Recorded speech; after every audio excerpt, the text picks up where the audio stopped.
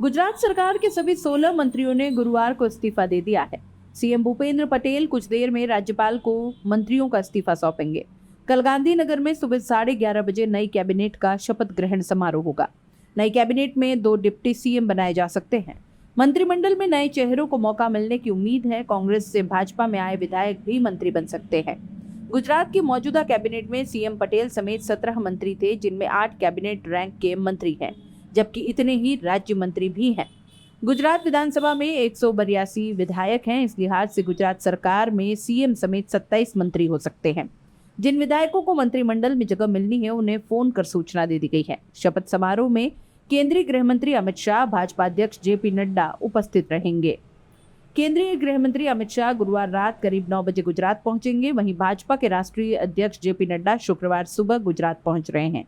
आज राष्ट्रीय संगठन महामंत्री सुनील बंसल गुजरात आ चुके हैं। शाम तक राज्य के मुख्यमंत्री भूपेंद्र पटेल भी मुंबई में एक कार्यक्रम से गुजरात लौट जाएंगे। इसके बाद रात 8 बजे उनके आवास पर मीटिंग होगी। इसके बाद राज्यपाल को नए मंत्रियों की सूची भी सौंपी जाएगी। नए मंत्रिमंडल में 16 में से 7 से 10 मंत्रियों को ड्रॉप और 3 से 5 मंत्री रिपीट किए जा सकते हैं। नए चेहरों में कांग्रेस से आए अर्जुन मोढवाडिया, अल्पेश ठाकोर, सीजे चावड़ा और हार्दिक पटेल को मौका मिल सकता है।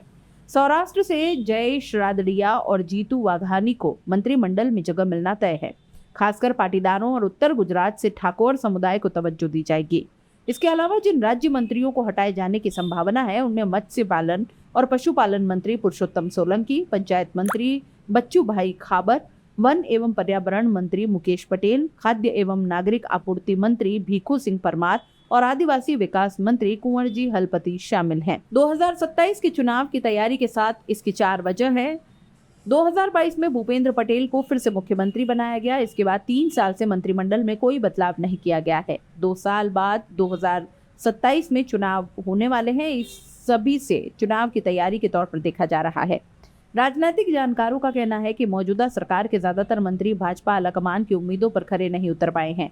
इसके अलावा हाल ही में हुए विसावदर विधानसभा उपचुनाव में मुख्यमंत्री, भाजपा प्रदेश अध्यक्ष समेत ज्यादातर नेता आप के गोपाल इटालिया को हराने के लिए विसावदर गए थे। इसके बाद भी विसावदर सीट नहीं जीत पाए।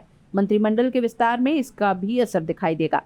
राजनीतिक चर्चा है कि 2027 में होने वाले गुजरात विधानसभा चुनाव से पहले केजरीवाल की आम आदमी पार्टी ने विसावदर सीट जीतकर भाजपा को चिंता में डाल दिया है। इसलिए भाजपा भी अब कोई जोखिम नहीं उठाना चाहती। भाजपा में ताकतवर माने जाने वाले लेकिन लंबे समय से किसी न किसी वजह से दरकिनार किए गए नेताओं को अब बड़े पद दिए जाएंगे और नई जिम्मेदारी दी जाएगी। आगे और नुकसान न हो, इसके लिए कुछ पुराने दिग्गजों को भी फिर से मौका मिल सकता है। नरेंद्र मोदी के मुख्यमंत्री कार्यकाल के बाद से गुजरात सरकार में लगातार बदलाव हुए।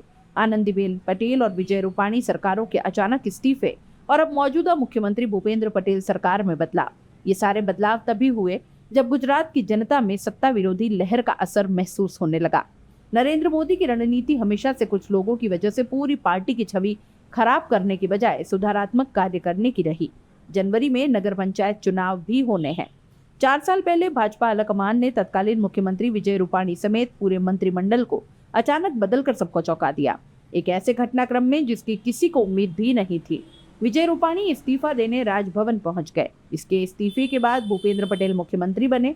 उनके नेतृत्व में भाजपा ने 2022 के चुनावों में 156 सीटों पर ऐतिहासिक जीत हासिल की।